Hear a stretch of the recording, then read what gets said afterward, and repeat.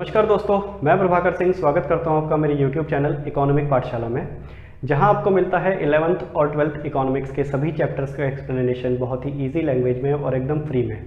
तो अगर आप तैयारी कर रहे हैं किसी कंपटीशन एग्ज़ाम की या फिर बोर्ड एग्ज़ाम की, तो ये चैनल आपकी बहुत ही ज़्यादा हेल्प करने वाला है। तो बने रहिए हमारे चैनल के साथ और इस वीडियो के एंड तक।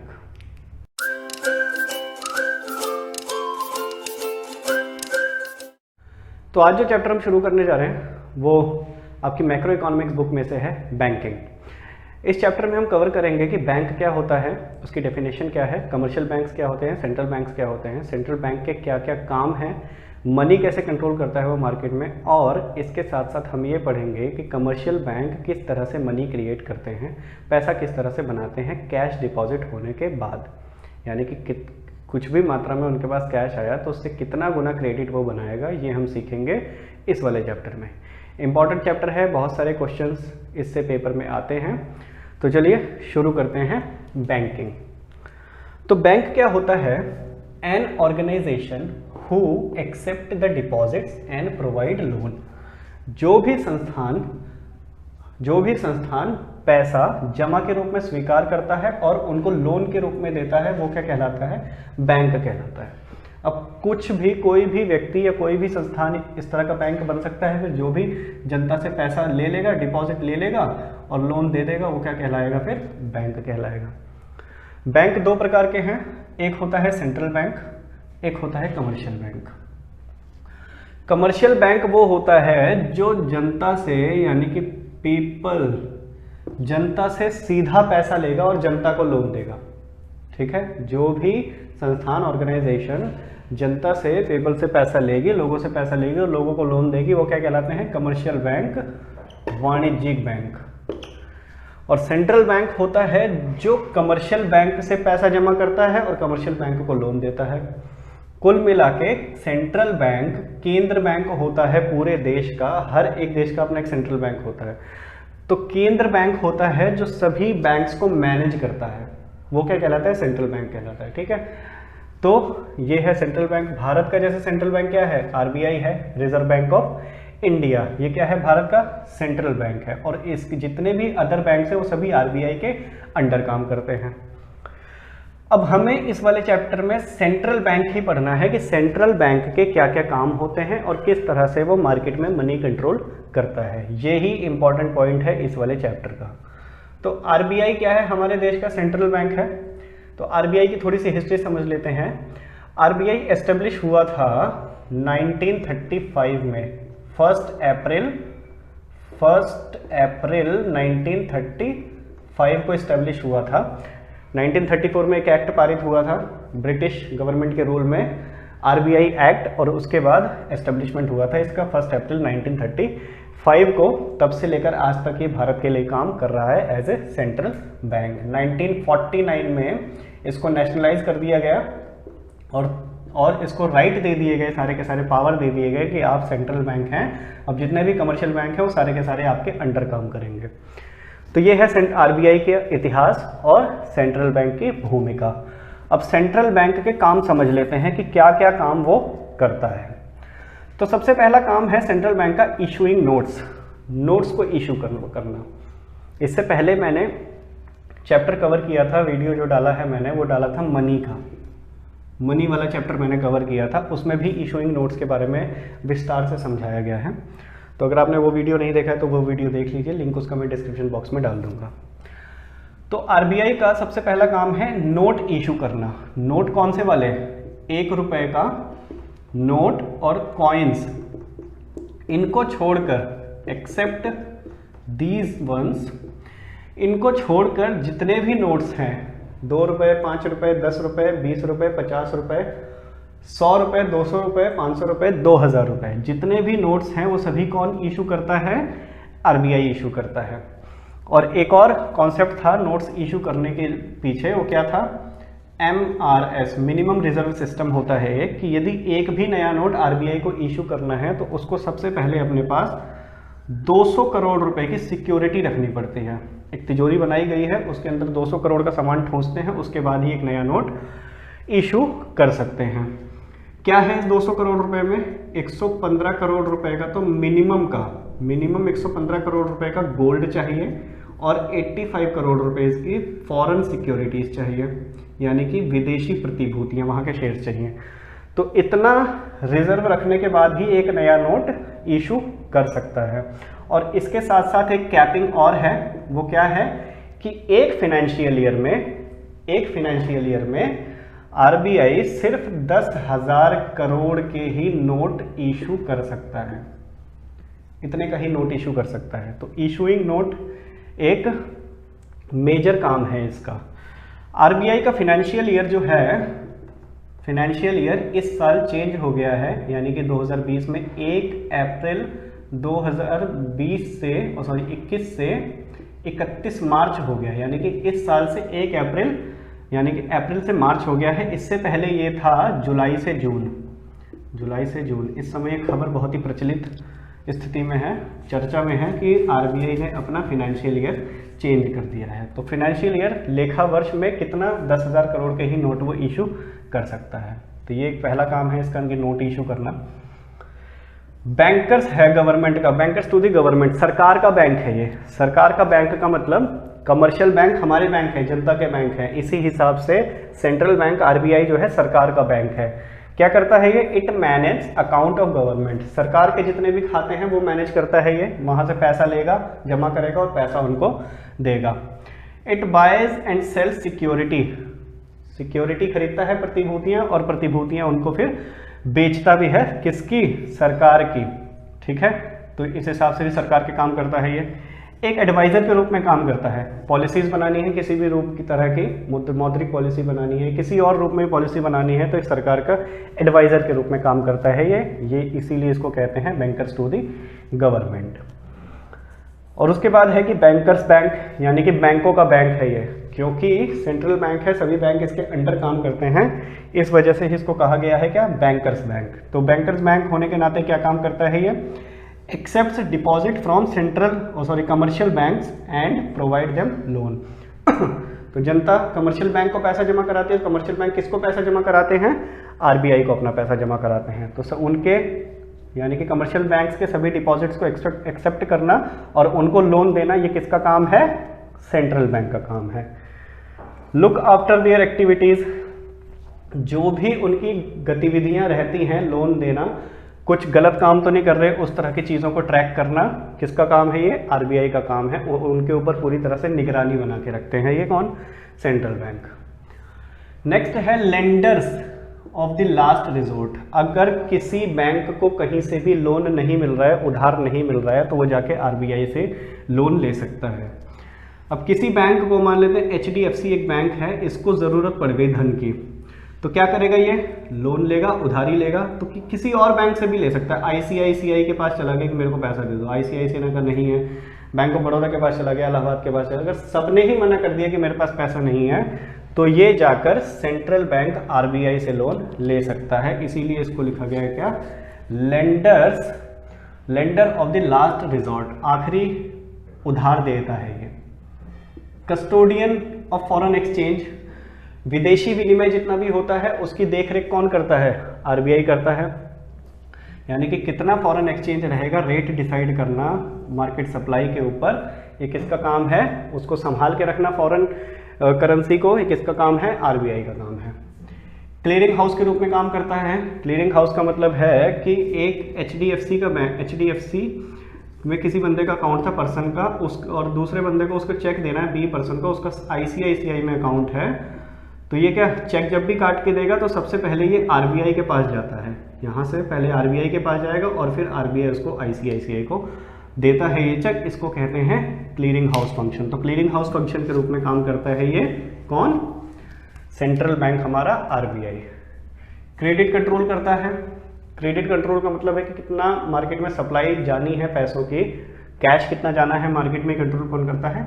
आरबीआई का कंट्रोल करता है। तो ये हैं फंक्शंस सेंट्रल बैंक के, यानी कि भारत के सेंट्रल बैंक के, आरबीआई के ये फंक्शन है, ये सारे काम वो करता है। कभी कभी क्या मैक्सिमम टाइम क्वेश्चन आ जाता है कि फंक्शंस लिखिए सेंट्रल बैंक के, तो ये 4-5 पॉइंट हमको लिखने पड़ेंगे नंबर्स के हिसाब से।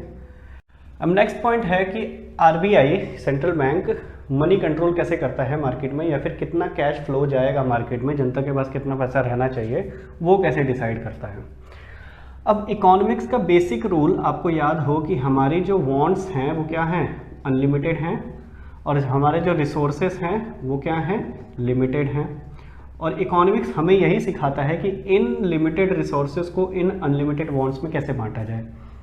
इसके लिए कैश फ्लो को कंट्रोल करना बहुत ज़रूरी है। अब एक और एग्जांपल मैं ले लेता हूँ कि हमारे जो डिमांड या फिर हमारा जो प्रोडक्शन है इस साल वीट का वो 150 केजी है मान लेते हैं, और हमारी जो डिमांड हो गई वो जनता की तरफ से 200 केजी की हो गई। तो ये 150 किलो अनाज कैसे 200 किलो में बांटेंगे? अगर पैसों का कोई साधन ना हो तो लूट मच जाएगी, 10 लोग ही लेके भाग लेंगे, कुछ हो सकता है बहुत सारे लोगों के हिस्से कुछ भी ना आए। इसीलिए कैश फ्लो कंट्रोल करना मार्केट में बहुत ज़रूरी है, अन्यथा लोगों के पास पैसा तो रहेगा लेकिन संसाधन नहीं रहेंगे तो सरकार पूर्ति कहाँ से करेगी। तो इसीलिए कंट्रोल करना ज़रूरी है। अब एक और चीज़ है इसमें समझने के लिए, मान लिया जाए कि हमारा प्रोडक्शन 150 केजी का हुआ और हमारी डिमांड 200 केजी की हो गई। इस सिचुएशन को कहते हैं excess demand. Excess demand excess demand किस सिचुएशन में होती है कि जब हमारे पास पैसा तो रहता है खरीदने के लिए किंतु संसाधन नहीं रहते हैं। अब ये 200 केजी की अगर डिमांड कर रहे हैं हम, तो यानी कि पैसा है हमारे पास खरीदने के लिए, है ना, पर हमें सामान नहीं मिल रहा है। और एक सिचुएशन हो सकती है लेस डिमांड की, जहाँ पर हमारे पास खरीदने के लिए संसाधन तो हैं लेकिन हम खरीद नहीं रहे क्योंकि पैसा नहीं है हमारे पास। हो सकता है कि हम 150 केजी का प्रोडक्शन कर सकते हो लेकिन हम 100 केजी की ही डिमांड कर रहे हैं क्योंकि हमारे पास 100 केजी का ही पैसा है। इसका मतलब क्या है कि मार्केट में सप्लाई कम है, किसकी, मनी की। तो एक्सेस डिमांड वाली सिचुएशन में क्या करेंगे हम, सप्लाई को मार्केट्स में कम कर देंगे, कैश जितना कम होगा लोगों के पास डिमांड उतनी कम करेंगे वो। तो क्या करते हैं, मार्केट से पैसा उठाने लगते हैं। और लेस डिमांड वाली सिचुएशन में क्या करते हैं, जनता के पास पैसा पहुंचाने लगते हैं ताकि जनता के पास पैसा जाए वो और ज़्यादा चीज़ें खरीदे। तो ये एक्सेस डिमांड और लेस डिमांड वाला एक डेडिकेटेड चैप्टर है पूरा का पूरा, उसका वीडियो अब बाद में आएगा।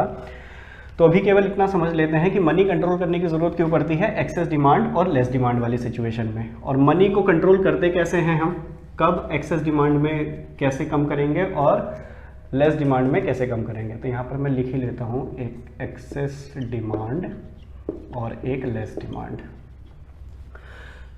तो दो हथियार हैं आरबीआई के पास में, आरबीआई, एक क्वालिटेटिव मेथड है, एक क्वांटिटेटिव मेथड है। क्या है, एक एक करके समझते हैं सभी है। तो क्वांटिटेटिव मेथड में एक है बैंक रेट।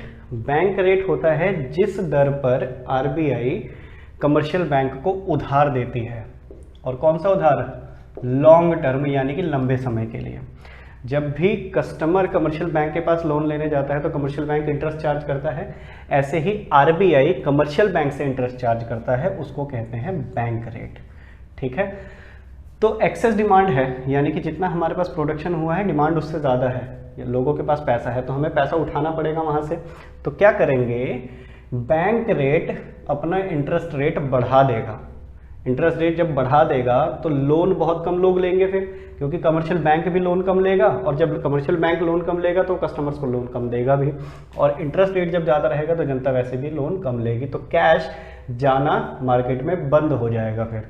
तो जब एक्सेस डिमांड होती है तो बैंक रेट को इंक्रीज कर दिया जाता है, जब लेस डिमांड होती है तो बैंक रेट को डिक्रीज कर दिया जाता है। नेक्स्ट है ओपन मार्केट ऑपरेशंस। ये क्या है कि सिक्योरिटीज बेचता है आरबीआई खुले बाजार में, कस्टमर जाके खरीद लेते हैं, किस प्रकार का बॉन्ड होता है उस बॉन्ड पे लिखा रहेगा कि हम आपसे इतना पैसा उधार ले रहे हैं और इतने समय के पास आपको दे देंगे। तो क्या होगा, मार्केट से कैश उठ जाएगा, क्योंकि बॉन्ड ले जाके थोड़ी वो कस्टमर बेच सकता है और सामान खरीद लेगा, उसको बॉन्ड ही बेचना पड़ेगा, और बॉन्ड बेच के सोच सकता है पहले वो आरबीआई को, और जो टाइम लिमिट लिखी है उसके बाद ही बेच सकता है। तो जब भी कस्टमर्स या फिर मार्केट से पैसा उठाना पड़ता है एक्सेस डिमांड की सिचुएशन में, तो ओपन मार्केट ऑपरेशंस क्या कर दिए जाते हैं, बढ़ा दिए जाते हैं, और लेस डिमांड के सिचुएशन में कम कर दिए जाते हैं, यानी कि सरकार प्रतिभूतियां खरीदने लगती है लेस डिमांड की सिचुएशन में, और एक्सेस डिमांड की सिचुएशन में प्रतिभूतियां बेचने लगती है। नेक्स्ट है repo rate. Repo rate bank rate का ही छोटा भाई है। क्या होता है ये है लोन शॉर्ट टर्म के लिए, छोटे समय के लिए, किसको? कमर्शियल बैंक को। जो आरबीआई लोन देता है छोटे समय के लिए, 5 महीने 6 महीने साल भर के लिए, तो जिस रेट पर देगा उस रेट को कहते हैं क्या? Repo rate. तो एक्सेस डिमांड की सिचुएशन में क्या कर देंगे? इसको बढ़ा देंगे ताकि जनता के पास लोन कम जाए। लेस डिमांड की सिचुएशन में इसको कम कर देंगे। इनके रेट क्या क्या है वो अभी बताऊंगा मैं। Reverse repo rate. Reverse repo rate क्या होता है कि जिस रेट पर आरबीआई कमर्शियल बैंक का पैसा जमा करता है उसको कहते हैं रिवर्स रेट। तो एक्सेस डिमांड की सिचुएशन, लेस डिमांड की सिचुएशन में इसको कम या फिर ज़्यादा करते रहते हैं। कैश रिजर्व रेशियो, ये इंपॉर्टेंट टॉपिक है। Cash reserve ratio. Cash reserve ratio क्या होता है कि जितना कैश बैंक के पास आया उसका एक निर्धारित अनुपात या परसेंटेज जो भी आरबीआई ने डिसाइड किया है अपने पास कैश के रूप में फिक्स रखना पड़ता है, उतने का लोन वो नहीं दे सकता, उसको कहते हैं कैश रिजर्व रेशियो। क्या होता है ये अभी इस वाले में अच्छे से समझेंगे। तो ये है कैश रिजर्व रेशियो। तो जब भी एक्सेस डिमांड वाली सिचुएशन में कैश रिजर्व रेशियो को बढ़ा दिया जाता है ताकि कैश बैंक अपने पास ज़्यादा रखे और कस्टमर्स को कम लोन दे, और लेस डिमांड वाली सिचुएशन में कम कर दिया जाएगा। स्टेचुटरी लिक्विडिटी रेशियो, एसएलआर कहते हैं इसको। ये क्या होता है कि जितना असेट है बैंक का जितना टोटल असेट है उसमें से उसका कुछ अनुपात, जो भी डिसाइडेड परसेंटेज है वो 18 से 20% घूमता रहता है हमेशा। तो जो भी डिसाइडेड परसेंटेज है वो क्या कर देंगे? बैंक को अपने पास कैश के रूप में इसको भी रखना पड़ता है, बचा के रखना पड़ेगा इसको। तो ये है एसएलआर। इस पर भी लोन नहीं दे सकता कस्टमर को, तो क्या होगा? एक्सेस डिमांड वाली सिचुएशन में इसको बढ़ा देंगे, लेस डिमांड वाली भी कम कर देंगे। तो ये है कुछ quantitative method, bank rate, open market operations वगैरह। कुछ है क्वालिटेटिव। क्वालिटेटिव क्या है? उसमें है एक मार्जिन रिक्वायरमेंट्स। मार्जिन रिक्वायरमेंट्स क्या होता है कि जब भी आप कमर्शियल बैंक के पास लोन लेने जाओगे तो वो आपसे कुछ ना कुछ चीज़ मांगता है गिरवी रखने के लिए। तो मान लेते हैं गोल्ड लेके गए आप, तो जितने का गोल्ड होगा उतने का लोन आपको कभी नहीं मिलता। 1000 रुपये का गोल्ड है तो पूरे 1000 रुपये का लोन आपको नहीं मिलता, उसमें से 900 रुपये हो सकता है 800 रुपये का ही लोन मिले। तो अगर एक्सेस डिमांड वाली सिचुएशन है तो क्या करेंगे? वो आपको कम लोन देंगे, बहुत ही कम कर देंगे मार्जिन उसका। हो सकता है 1000 रुपये 500 रुपये लोन दें आपको, है ना। और लेस डिमांड वाली में बढ़ा देंगे, हो सकता है 1000 रुपये में 950 रुपये का लोन दे दें आपको, ताकि आपके पास पैसा ज़्यादा चले जाए, आप ज़्यादा डिमांड करो। ये है मार्जिन रिक्वायरमेंट्स। रैशनिंग कर सकते हैं क्रेडिट की। रैशनिंग क्या है कि आपको इससे ज़्यादा नहीं मिल सकता भाई, ये लोन मैक्सिमम है आपका। आरबीआई रैशनिंग कर देगा कमर्शियल बैंक्स की कि क्या कर आपको इससे ज़्यादा लोन नहीं मिल सकता, तो जितना कम मिलेगा लोन उतना ही कम वो मार्केट में बांटेगा। कुछ है मॉरल, नैतिक, यानी कि समझा सकते हैं कमर्शियल बैंक्स को कि आप इतना ज़्यादा लोन मत बांटिए या फिर कैश फ्लो अपना कम कीजिए। ये सारी गतिविधि ना करके सिर्फ मॉरल ऐसे ही समझा दे, तो ये है क्वालिटेटिव मेथड। ठीक है, तो ये था क्वांटिटेटिव। अब ये मई 21 का एक डेटा है आरबीआई का, जो उसने रेट बताए थे क्या चल रहा है। तो सीआरआर है 4%, एसएलआर है 18%, रेपो रेट है 4%, reverse repo rate 3.35%, marginal standing facility 4.25%, bank rate 4.25%। ये परसेंटेज है, आरबीआई डिसाइड करता है हर तीसरे महीने क्वार्टरली डेटा वो पब्लिश करता रहता है। अब आगे बढ़ते हैं इसके सबसे मेन या फिर एक और मेन टॉपिक की तरफ, money creation bye commercial banks. Commercial bank money creation कैसे करता है या फिर किस हिसाब से वो लोन मार्केट में बांटता है। अब एक चीज़ समझिए कि बैंक में 4 तरह के खाते चलते हैं। एक होता है सेविंग अकाउंट, एक होता है करंट अकाउंट, ठीक है, एक होता है फिक्स डिपॉजिट, एफडी बोलते हैं इसको, और एक होता है रिकरिंग डिपॉजिट, आरडी बोलते हैं इसको। इन दोनों को कहते हैं क्या? Demand deposit. डिमांड डिपॉजिट, मांग जमाएं, ठीक है। और इन दोनों को कहते हैं क्या? टाइम डिपॉजिट, यानी कि समयावधिक जमाएं, टाइम डिपॉजिट। सेविंग अकाउंट और करंट अकाउंट, सेविंग अकाउंट कोई भी खोल सकता है अपना, जाके पैसा जमा करना है आपको कि मेरा पैसा अपने पास रख लो भाई। करंट अकाउंट होता है व्यापार गतिविधियों के लिए, एक्टिविटीज़ के लिए, तो बिजनेस एक्टिविटीज़ के लिए करंट अकाउंट होता है। इन दोनों ही अकाउंट में जब भी आप पैसा जमा कराओ, आज आपने पैसा जमा कराया आज ही जाके निकाल सकते हो आप, है ना, इन दोनों खातों में। इसको कहते हैं डिमांड डिपॉजिट, इसीलिए मांग जमाएं, जब भी आप मांगोगे उनको देना ही पड़ेगा। और दो होते हैं फिक्स डिपॉजिट और रिकरिंग डिपॉजिट ये कुछ टाइम लिमिट से बाउंड होते हैं कि इस टाइम लिमिट्स के पहले आप नहीं निकाल सकते, ठीक है। तो 1 साल 2 साल 5 साल जितने भी समय के लिए आप लगाओगे पैसा, उस समय के बाद ही आप निकाल सकते हो। तो फिक्स डिपॉजिट और रिकरिंग डिपॉजिट में क्या फ़र्क होता है कि फिक्स डिपॉजिट में आपको इकट्ठे ही पैसा देना पड़ता है। आपको अगर चाहते हो कि आपकी मेरा लाख रुपए आप 5 साल के लिए अपने पास रख लो और 5 साल के बाद मुझे दे देना इंटरेस्ट के साथ, तो 5 लाख रुपए 1 लाख रुपए आपको इकट्ठे ही देना पड़ेगा। और रिकरिंग डिपॉजिट में आप उसको किस्तों में दे सकते हो, ये फ़ायदा है बस। आरडी और फ़र्क है एफडी और आरडी में, ये दोनों होती हैं टाइम डिपॉजिट। तो इन चारों तरीके से बैंक में पैसा आ सकता है, इसको कहते हैं कैश डिपॉजिट। तो जितना कैश बैंक के पास आएगा उस कैश पर ही बैंक इस तरह के वो टेबल बनाएगा कि उस पर ही लोन कस्टमर को दे सकता है, उसे ही कहते हैं मनी क्रिएशन, उससे ही कैपिटल अपना बना सकता है लगातार। तो कितना कैश आया मिनिमम, उससे कैसे कैपिटल बनाता है बैंक, ये हमें समझना है इसमें। तो कैश डिपॉजिट हो गया, 4 तरीकों से कैश डिपॉजिट आ सकता है। तो कैश डिपॉजिट जो आएगा उसको कहते हैं प्राइमरी डिपॉजिट। जितना भी कैश आया, मान लेते हैं एक दिन में 10,000 रुपये कैश आया, तो ये कैश क्या है उनके लिए, प्राइमरी डिपॉजिट है। अब जब भी कस्टमर कोई दूसरा लोन लेने जाता है, तो जब लोन लेने जाएगा तो बैंक कभी भी उसको कैश के रूप में लोन नहीं देता। अटैची भर के तो लोन देगा नहीं कि ये लो लाख रुपए तुमने मांगे थे ले जाओ। वो क्या करता है, उसके नाम का एक अकाउंट खोलता है। रमन गया बैंक में लोन लेने के लिए, तो क्या करता है, रमन के नाम का एक अकाउंट खोलेगा और उस अकाउंट में कुछ अमाउंट, जितना भी अमाउंट था वो ट्रांसफ़र कर देगा। कैश नहीं दिया उसको, उसने कैश नहीं दिया, उसके नाम पर सिर्फ ट्रांसफ़र दिखा देता है। उसको कहते हैं क्रेडिट एंट्री, या फिर इसको कहते हैं सेकेंडरी डिपॉजिट। जो बैंक करता है किसी कस्टमर के खाते में लोन के रूप में, उसको कहते हैं सेकेंडरी डिपॉजिट। तो प्राइमरी डिपॉजिट और सेकेंडरी डिपॉजिट को जोड़कर आता है डिमांड डिपॉजिट। क्लियर है? अब एक एग्जांपल है, इसको एक एग्जांपल की सहायता से समझते हैं मनी क्रिएशन को। कैसे कि कैश डिपॉजिट उसके पास आया था 1,000 रुपये और CRR है 10% का। CRR क्या था, कैश रिजर्व रेशियो, कि बैंक को उतना अनुपात अपने पास कैश के रूप में रखना पड़ता है, उस पर वो लोन नहीं दे सकता। तो हमने यहाँ पर CRR मान लिया 10%, यानी कि इस 10% पर वो लोन नहीं दे सकता। तो एक टेबल बना लेते हैं इसका।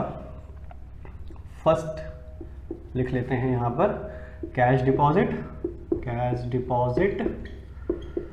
CRR और लोन ही लिख लो यहाँ पर, कितना लोन दिया उसने, लोन अमाउंट। तो कैश डिपॉजिट हुआ उसके पास 1,000 रुपये, इसने डिपॉजिट किया था, 1,000 रुपये डिपॉजिट किया और 10% के हिसाब से 100 रुपये हो गया इसका क्या, कैश रिजर्व हो गया इसके पास 100 रुपये। इस 100 रुपये पर लोन नहीं दे सकता, इस 900 रुपये को लोन पे दे सकता है वो। तो अब जब कोई भी कस्टमर लोन मांगने आएगा, मान लेते हैं बी आया यहाँ पर लोन मांगने के लिए, तो इसने कहा कि 900 रुपये का लोन चाहिए मुझे। तो ये क्या करता है, 900 रुपये इसको कैश तो देगा नहीं, क्या करता है, इसका एक अकाउंट ओपन कर देगा और इसके अकाउंट में 900 रुपये ट्रांसफ़र कर देगा। इसको कहते हैं क्या, क्रेडिट एंट्री कर दी इसने 900 रुपये की बी के खाते में। ठीक है। अब जब तीसरा बंदा कोई लेने आएगा, सी आया लेने के लिए, तो क्या करता है, इस 900 में से 10% कैश रिजर्व के हिसाब से निकाल लेता है, जो कि हुए 90, और 810 रुपये फिर से सी के नाम पर एंट्री कर दी उसने। कौन सी एंट्री, क्रेडिट एंट्री कर दी, सेकेंडरी डिपॉजिट सी के नाम पे डाल दिया। अब जब डी आएगा पैसे लेने लोन, तो फिर क्या करेगा, 81 रुपीज़ CRR के अकॉर्डिंग फिर से बचा लिया उसने कैश रिजर्व अपने पास, और बाकी का 729 रुपये दे दिया उसने लोन। अब जब ई आएगा लेने के लिए, सॉरी 729 रुपये की एंट्री कर ली इसने यहाँ पे। जब ई आएगा लेने के लिए तो ऐसे ही सेम 72 रुपये 90 पैसे बचा लिए इसने और लोन दे दिया। और ये गतिविधि चलती रहती है जब तक कि ये कैश रिजर्व पूरा का पूरा 1,000 के बराबर नहीं हो जाता। कैश कितना दिखाना है उसको अपने पास, 1,000 ही दिखाना है। तो ये एक्टिविटी तब तक चलती है जब तक कि उसके पास 1,000 रुपये कैश रिजर्व पूरा का पूरा नहीं हो जाता। तो ये है सिस्टम कि 1,000 रुपये कैश से कितना कैपिटल वो बनाता है बैंक, किस तरह से पैसा बनाता है वो, ये है पूरी की पूरी गतिविधि। तो 1,000 से उसने कितना कैपिटल बनाया, कैसे निकालेंगे, K = 1/CRR इंटू में कैश रिजर्व। तो ये इसी का ही एग्जाम्पल ले लेते हैं। 1/CRR कितना है, 10% इंटू में कैश रिजर्व कितना है, 1,000। तो इसको जब कैलकुलेट करेंगे तो कैपिटल 10,000 आ जाएगा। तो ये क्या है, 1,000 रुपये कैश से उसने पूरे 10,000 रुपये का कैपिटल अपना बनाया। ये क्वेश्चन इंपॉर्टेंट है, पेपर में बहुत बार आया हुआ है। इस तरह का ही कोई एग्जांपल देके इतना कैश डिपॉजिट था, इतना CRR है, तो कैपिटल बताओ कितना वो निकालेगा। तो टेबल बताने की ज़रूरत नहीं है, बस ये फार्मूला लगाकर हम ये आंसर निकाल सकते हैं। और कभी कभी ये आता है कि पूरा का पूरा प्रोसेस बताओ मनी क्रिएशन का, तो ये हमें पूरा का पूरा लिखना पड़ेगा। कंट्रोल सप्लाई, यानी कि मनी का सप्लाई कैसे कंट्रोल करता है RBI, तो ये पॉइंट्स हमको लिखने पड़ेंगे। तो ये हो गया बैंकिंग का चैप्टर क्लोज। जितने पॉइंट्स आपकी बुक में थे वो सारे मैंने कवर कर दिए। अब मिलेंगे नेक्स्ट वीडियो में, तब तक ध्यान रखिए अपना और बने रहिए हमारे चैनल के साथ।